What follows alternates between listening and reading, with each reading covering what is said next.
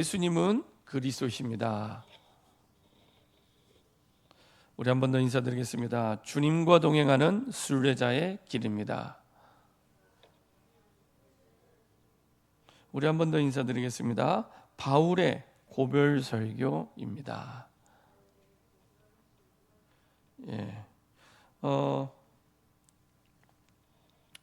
오늘 우리가 보았던 말씀은 바울의 고별 설교. 바울은 이 설교를 하는데 마지막이라고 생각을 했던 것 같습니다. 그래서 마지막으로 이 사람들을 부르고 인도받는 시간이죠. 특별히 오늘 이 말씀은 바울은 대부분 불신자들에게, 우리 성경에 나와 있는 부분은 불신자들에게 하는 설교들은 나와 있는데 신자들에게 하는 설교는 여기밖에 없습니다. 바울이 믿는 신자들에게 한 설교는 여기밖에 없습니다. 그래서 이 설교는, 바울의 고별 설교는 사실은 에베소에 있는 장로들에게 한 말이기도 하지만 우리에게 한 얘기입니다. 우리 다 예수 믿는 사람들이니까요. 우리에게 지금 주시는 말씀이구나, 이렇게 생각하시면 됩니다. 특별히 우리의 여정은 하나님의 사명이 이끄는 대로 지금 우리가 살아가고 있습니다. 하나님 분명한 꿈을 두고 사명을 두고 우리의 삶을 이끌고 계십니다. 바울은 그것을 분명히 알고 있었습니다. 사도행전 1장 8절에 그 지도를 가슴에 담고 걸어가는 여정이었기 때문에 사실은 예루살렘에 가기로 작정하고, 이 바울의 고별 설교는 예루살렘으로 가는 길에 지금 우리가 지난주에 말씀 봤던 것처럼 오순절 전에 도착하려고 하니 시간이 너무 없는 거예요. 그래서 에베소에 있는 장로들이 있는 에베소까지 가기가 어려운 거예요. 그래서 장로들한테 에베소에서 밀레도로 오라고 얘기를 한 겁니다. 그 에베소에서 밀레도까지 오는 거리는 어느 정도 되냐면, 밀레도는 항구 도시입니다. 항구 도시인데 예를 들면 그 정도 거리 정도입니다. 한 48km 정도 되는데요. 서울에서 인천 정도 거리가 됩니다. 서울에서 인천. 그 정도 거리를 에베소 장로에게 이제 와라. 이제 항구니까 바울이 예루살렘 가는데 밀레도에 들렸다가 오순절 기간에 맞춰서 가도록. 근데 지난번에 말씀드린 대로 예루살렘에 가면 죽을 수도 있구나, 이 사실을 바울은 직감을 한 겁니다. 근데 죽지는 않았지만 내가 지금 예루살렘에 올라가면 죽을 수도 있겠구나.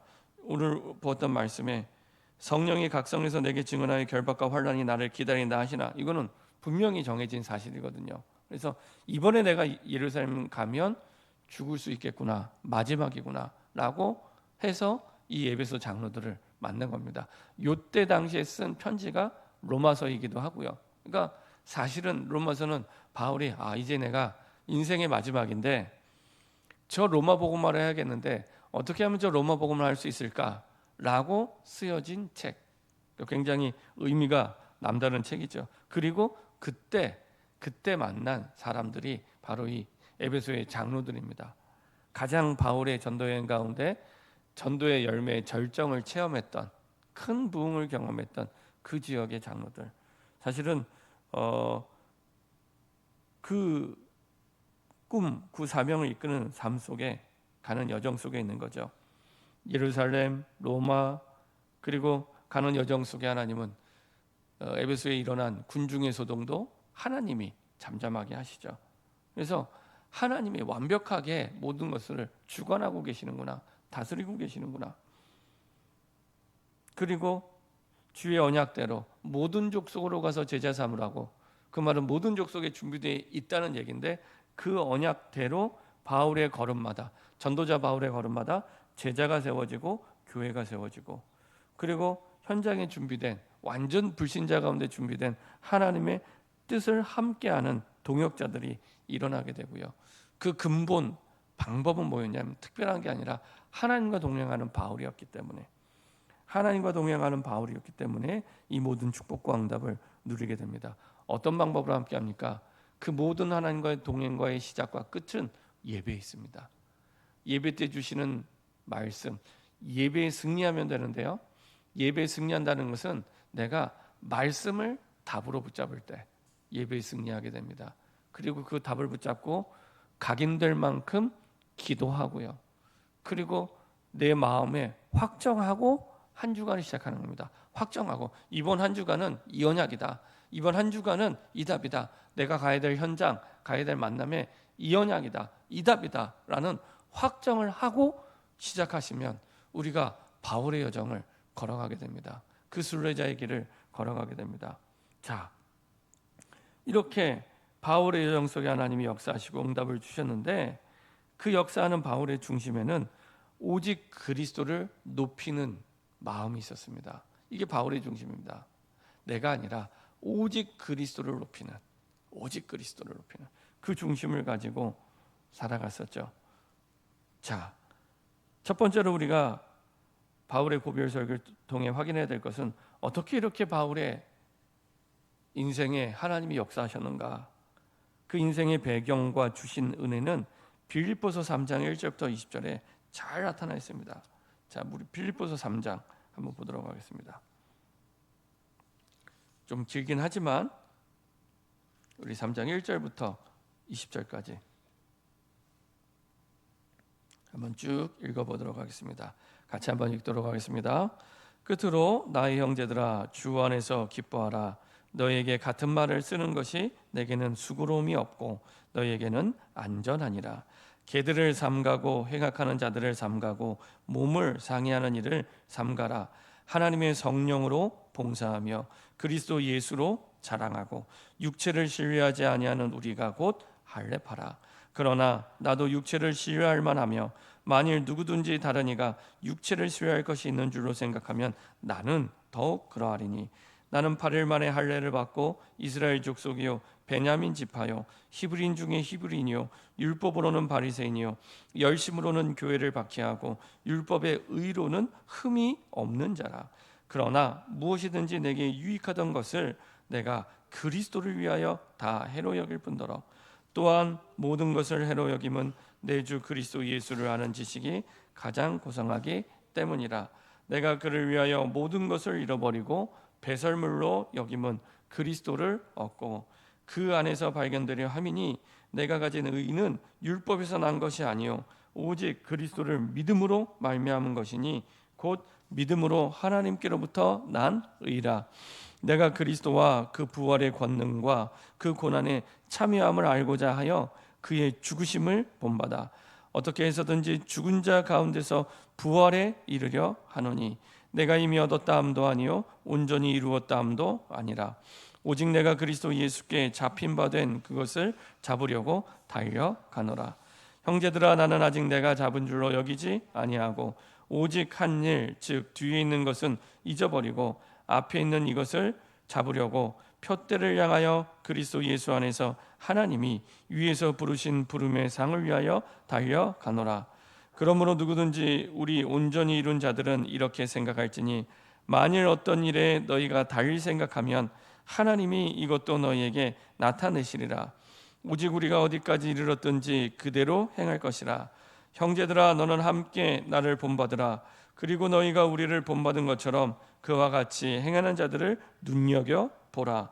내가 여러 번 너희에게 말하였거니와 이제도 눈물을 흘리며 말하노니 여러 사람들이 그리스도의 십자가의 원수로 행하느니라. 그들의 마침은 멸망이요 그들의 신은 배요 그 영광은 그들의 부끄러움에 있고 땅의 일을 생각하는 자라. 그러나 우리의 시민권은 하늘에 있는지라. 거기로부터 구원하는 자 곧 주 예수 그리스도를 기다리노니. 아멘. 바울의 인생의 배경과 주신 은혜가 빌립보서 3장에 잘 나타나 있는데요. 바울이 지금 감옥에 갇혀 있습니다. 아무것도 할 수 없습니다. 그런 가운데 바울이 고백을 합니다. 빌립보서 3장 1절부터 7절에 바울의 깨달음이죠. 내가 세상의 스펙으로는 최고의 스펙을 가졌지만 그것을 다 배설물로 여기고 7절에 보면 그러나 앞에는 모든 것들을 부정하는 거죠. 그러나 무엇이든지 내게 유익하던 것을 내가 그리스도를 위하여 다 해로 여길 뿐더러. 그 말은 그리스도 안에 모든 것이 다 있다는 답을 깨달은 겁니다. 그렇죠? 그리스도면 돼. 그리스도면 충분해. 그리스도 안에 다 있어. 그 그리스도에 대한 완전한 답을 깨닫게 됩니다. 그리고 소원을 8절 9절에 얘기합니다. 또한 모든 것을 해로 여김은 내 주 그리스도 예수를 아는 지식이 가장 고상하기 때문이라. 내가 그를 위하여 모든 것을 잃어버리고 배설물로 여기면 그리스도를 얻고, 바울의 소원이죠. 그리스도를 얻고 그 안에서 발견되려 함이니, 그 안에서 내가 발견되기를 원하노라. 그리스도 안에서 내가 가진 의는 율법에서 난 것이 아니요 오직 그리스도를 믿음으로 말미암은 것이니 곧 믿음으로 하나님께로부터 난 의라. 그래서 마태복음 6장 33절에 먼저 그 나라와 그 일을 구하라 했을 때 그 의를 뭐라고 말씀드렸죠? 예수를 믿는 믿음. 진짜 예수를 그리스도를 믿는 믿음. 그것을 하나님은 의로 여기시고 우리를 의롭다 하시는 겁니다. 우리는 죄인이고 의로울 수 없는 존재인데 예수를 그리스도로 믿는 믿음으로 말미암아 의롭다 하고 우리가 구원을 받은 거예요. 그게 의, 그야말로 올바름의 기준이 됩니다. 무엇이 올바르냐? 사람의 말이나 사람의 행위가 아니라 올바름의 기준은 그리스도의 의, 하나님의 의, 예수를 믿는 믿음, 그게 의가 됩니다. 의. 그렇죠? 그것을 위하여 내가 발견되기 원한다. 그것을 위하여 내가 달려가길 원한다. 그렇죠? 다 배설물 여기고, 그렇죠? 다 버리고. 이게 바울의 소원이었습니다.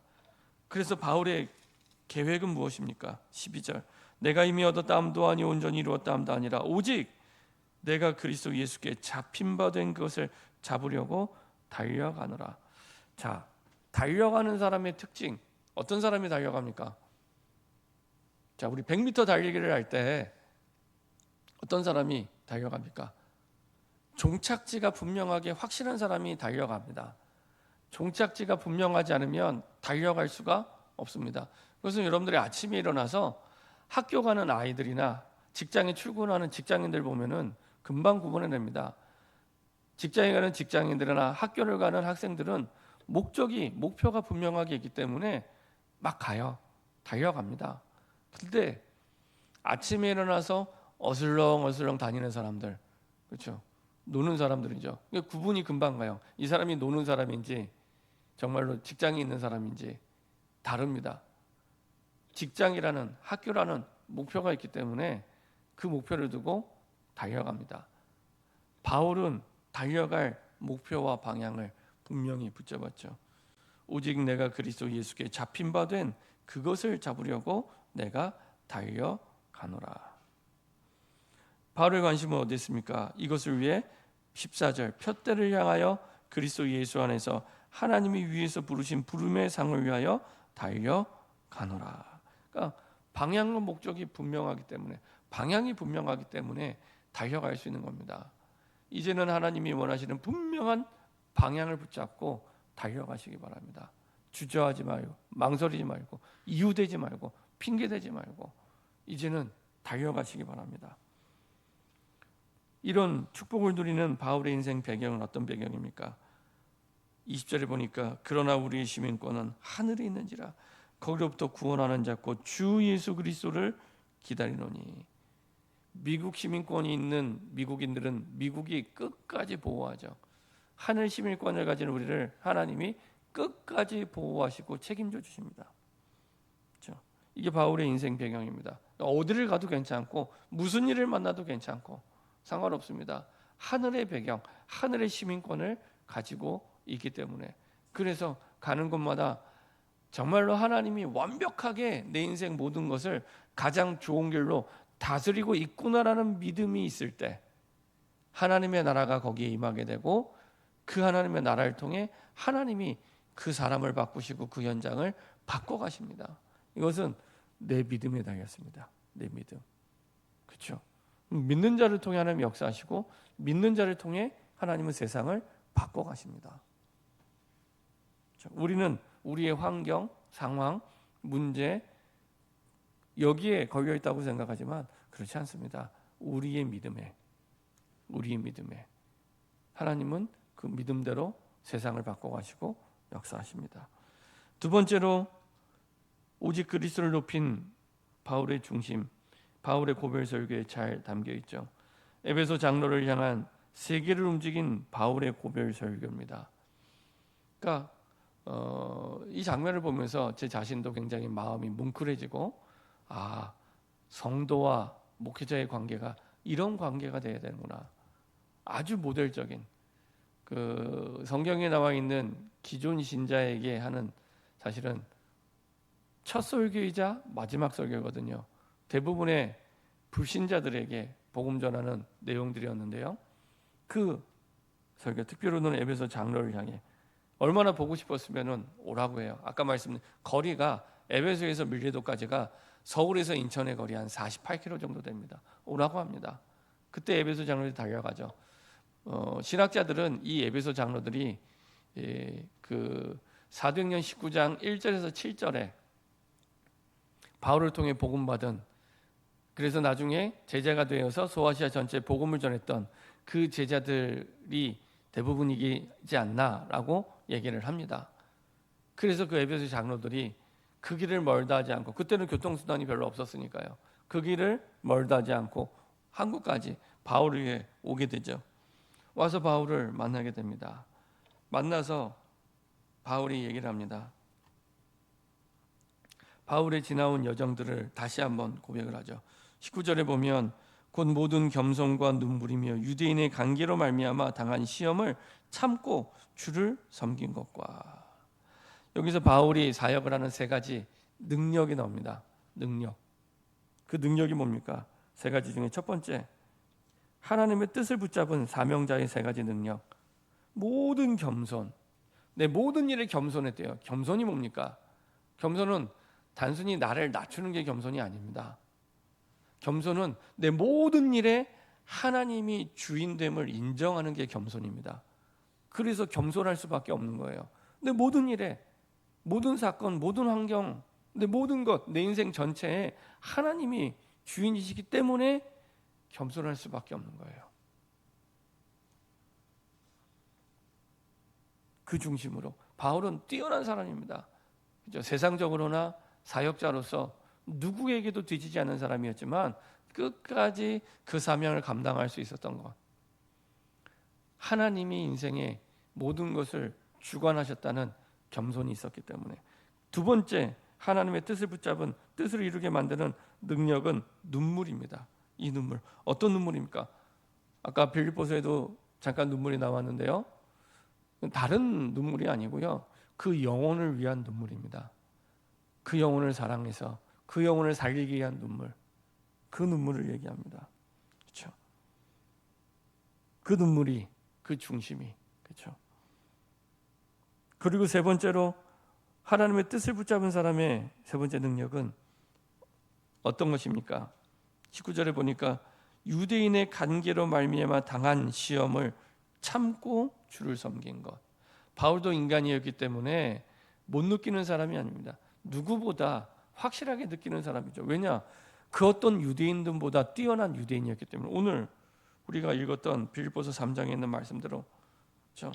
너희가 자랑할 것이 있으면 나도 자랑할 것이 충분히 있어. 나도 육체를 신뢰할 만하며 만일 누구든지 다른 이가 육체를 신뢰할 것이 있는 줄로 생각하면 나는 더욱 그러하리니 8일 만에 할례 받고 이스라엘 족속이요 베냐민 지파요 히브리인 중에 히브리인이요 율법으로는 바리새인 열심으로는 교회를 박해하고 율법의 의로는 흠이 없는, 나보다 못한 사람이 자기를 핍박한다고 생각했을 때 얼마나 더 크게 화가 났겠습니까? 그럼에도 불구하고 참고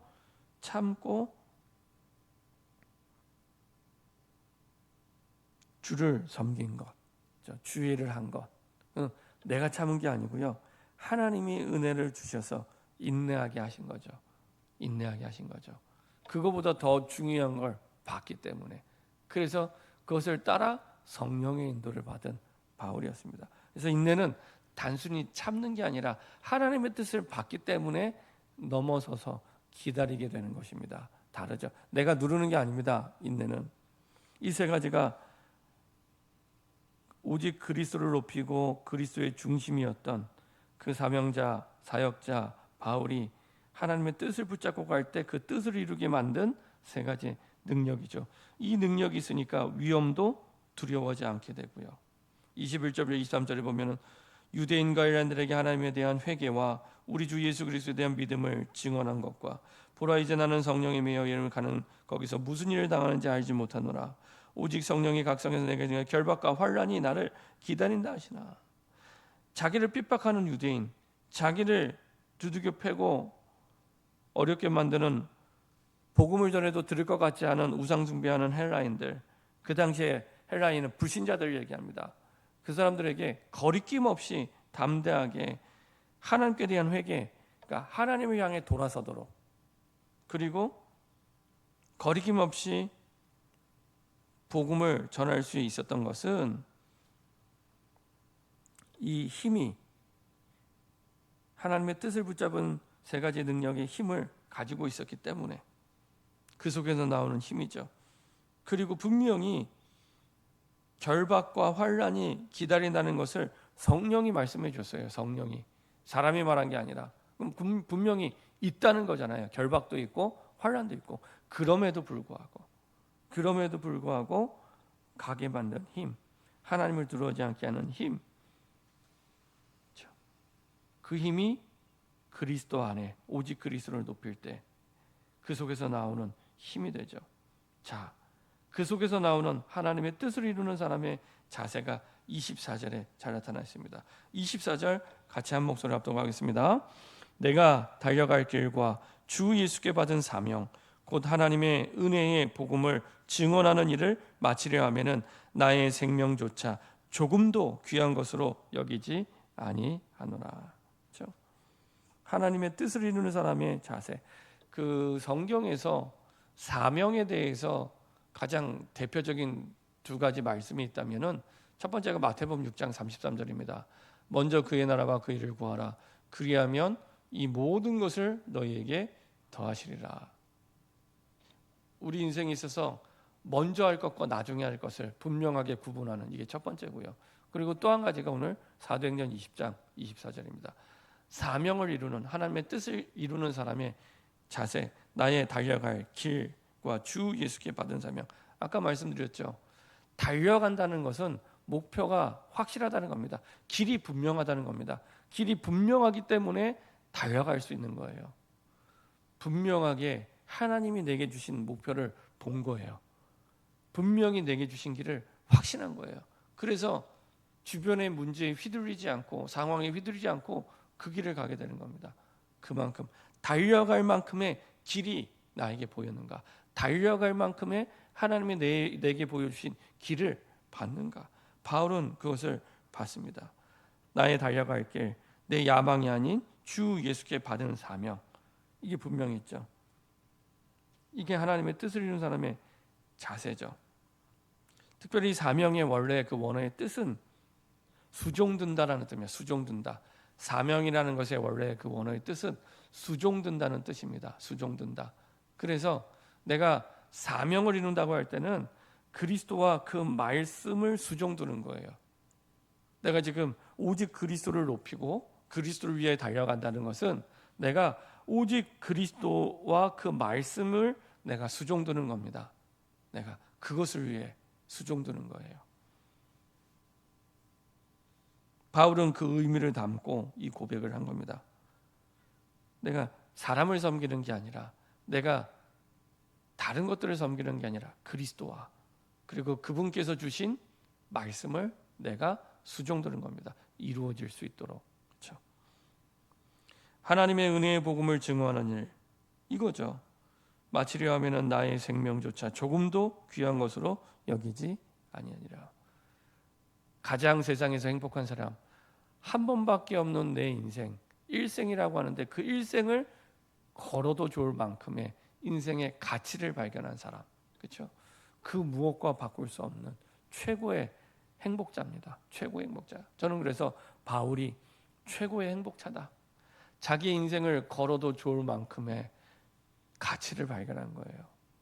저는 그 오래된 얘기죠. 2003년도에 전도 캠프를 하는데, 그때는 렘넌트 리더 훈련 때도 전도 캠프를 했습니다. 3박 4일 동안. 3박 4일 동안 전도 캠프를 하고 마지막 날 집회를 하는데, 그때 이제 덕평에 모여서 이제 집회를 하면서 말씀을 전하시는 목사님이 한 3시간을 메시지를 하셨어요. 3시간을. 근데 그 3시간이 진짜 30분처럼 지나가는 시간이었는데 그때 그 목사님이 그 말씀을 하시더라고요. 본인은 너무 행복한 사람이래요. 본인이 행복자래요. 왜 행복하냐? 내가 인생을 걸어도 좋을 가치를 발견했고, 그리고 그런 가치를 전달해 준 스승을 내가 발견했고, 또 그 가치를 두고 함께 가는 동역자들이 내게 있고, 그리고 그 가치를 위해 나를 따라주는 제자들이 있기 때문에 나는 행복하다. 제가 그 얘기를 들으면서요.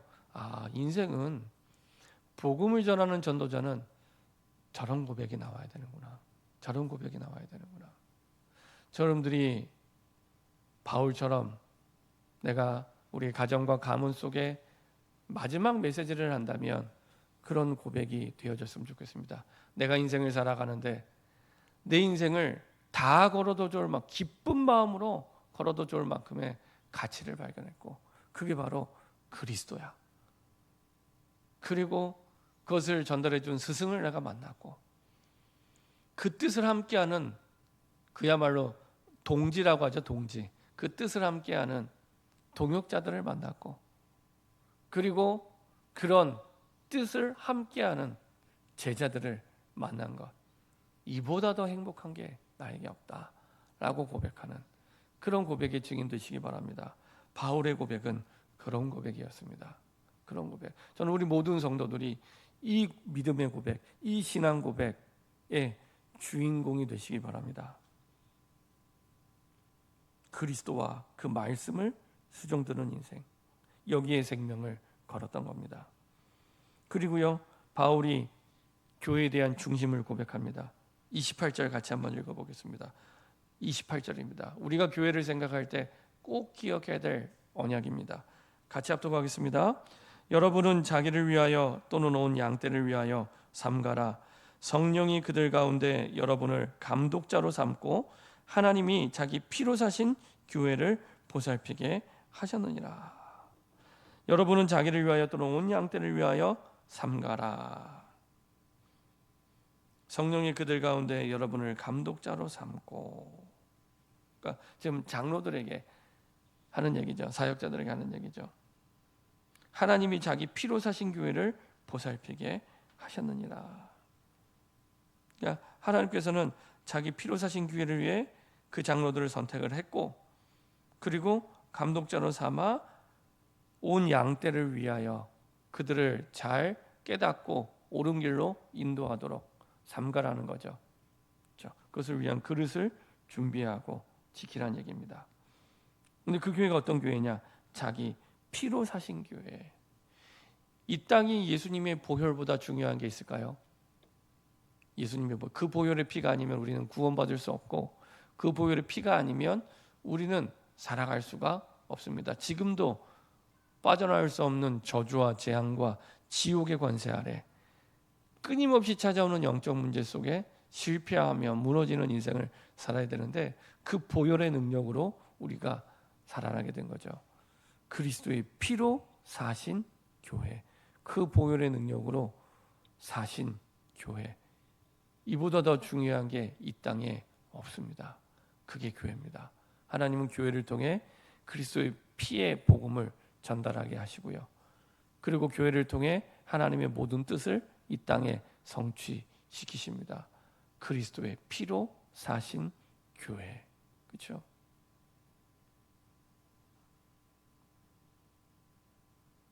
교회가 어떤 건지 잘 모르니까 사람들이요, 많은 사람들이 교회를 우습게 생각을 하고, 사실은 교회를 쉽게 생각하고 살아갈 때가 너무 많이 있습니다. 그렇죠?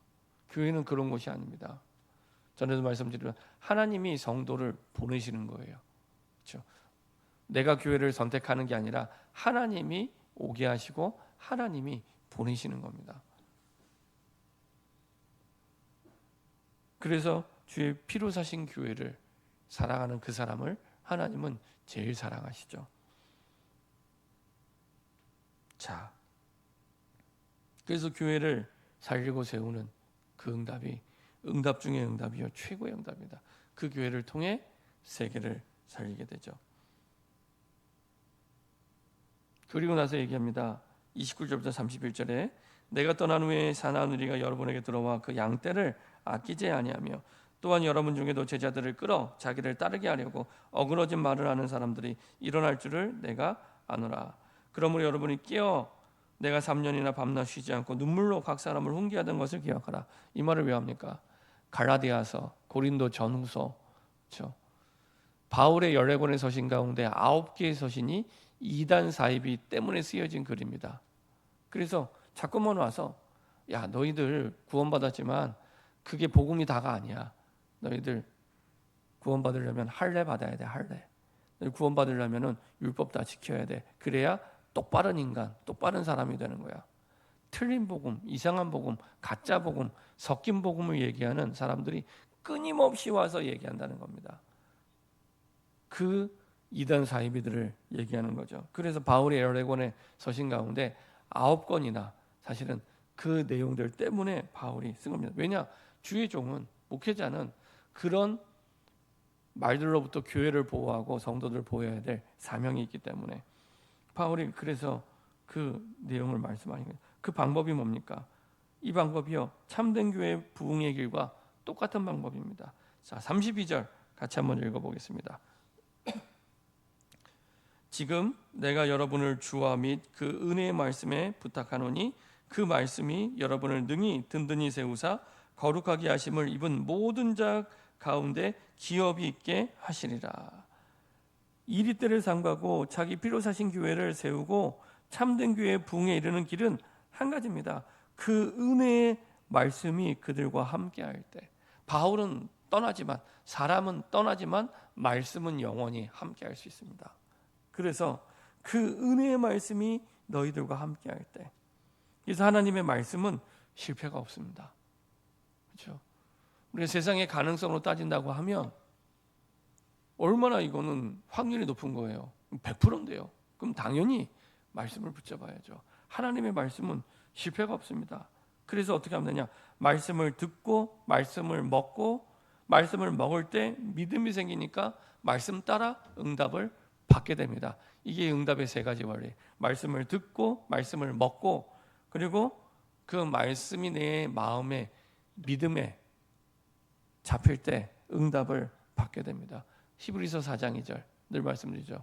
하나님이 우리에게 왜 역사하지 않냐? 왜 역사 우리가 못 보냐? 믿음과 결부시키지 않기 때문에 안 먹은 거예요. 말씀을 먹어야 되는데 안 먹은 거예요. 말씀을 먹는 과정이 묵상입니다.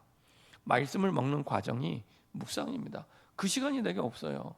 다 듣고 끝나요. 99%가. 그래서 5년, 10년, 20년 신앙생활을 해도 하나님의 역사가 일어나지 않습니다. 하나님의 역사는 오직 말씀을 통해서 이루어집니다.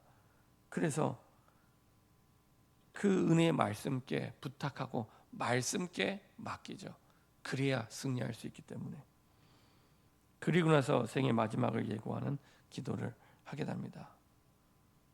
35절 범사에 여러분에게 모본을 보여준 바와 같이 수고하여 약한 사람을 돕고 또 주 예수께 친히 말씀하신 바 주는 것이 받는 것보다 복이 있다 하심을 기억하여야 할지니라. 이 말을 하여 무릎을 꿇고 그 모든 사람들과 함께 기도하니 다 크게 울며 바울의 목을 안고 입을 맞추고 다시 그 얼굴을 보지 못하리라 한 말로 말미암아 더욱 근심하고 배에까지 그를 전송하니라. 바울의 마지막 설교이면서 사실은 우리 믿는 자들에게 선포된 하나님의 말씀입니다. 우리에게 주시는 하나님의 말씀이죠. 바울이 이런 엄청난 신앙을 가질 수 있었던 이유, 그리스도를 들은 게 아니라 그리스도를 체험했기 때문에. 사도행전 9장 1절부터 9절 인격적으로 하나님을 만나고 그리스도를 소문으로 들은 게 아니라 내 가슴으로 내 온몸으로 체험한 증인이었고요. 그리고 그리스도의 그 비밀을 체험한 사람입니다. 골로새서 1장 2장 한번 보도록 하겠습니다. 골로새서 1장 29절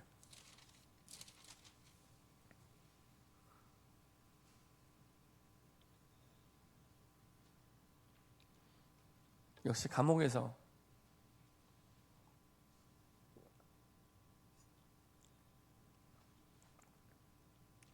감옥에서 한 고백이고요. 특별히 골로새서는 바울이 직접 세운 교회가 아닙니다.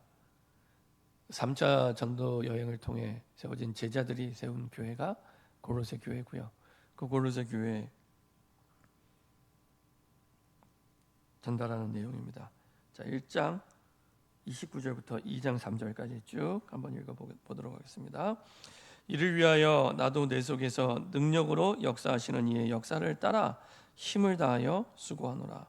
내가 너희와 라우디가 있는 자들과 물은 내 육신의 얼굴을 보지 못한 자들을 위하여 얼마나 힘쓰는지를 너희가 알기를 원하노니 이는 그들로 마음의 위안을 받고 사랑 안에서 연합하여 확실한 이해의 모든 풍성함과 하나님의 비밀인 그리스도를 깨닫게 하려 함이니 그 안에는 지혜와 지식의 모든 보화가 감추어져 있느니라. 그리스도의 비밀을 체험하는데 어떤 걸 했다고요?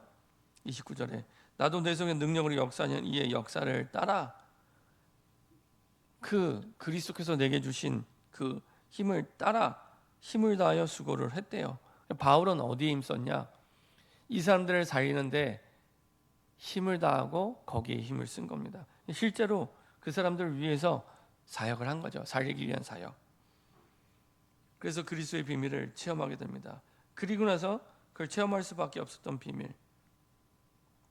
하나님의 비밀인 그리스도를 깨닫게 하려 함이니 그 안에는 지혜와 지식의 모든 보화가 감추어져 있느니라.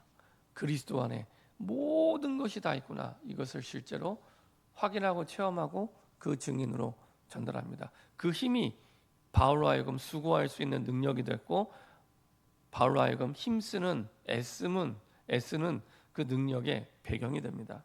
그 비밀을 체험했던 거죠. 실제로 체험한 거예요. 영혼을 살리는 그 일에 힘쓰면서 체험하게 됩니다. 결론입니다. 다시 복음 앞에 서라. 다시. 그래서 제한된 집중의 시간이 우리에게 필요합니다.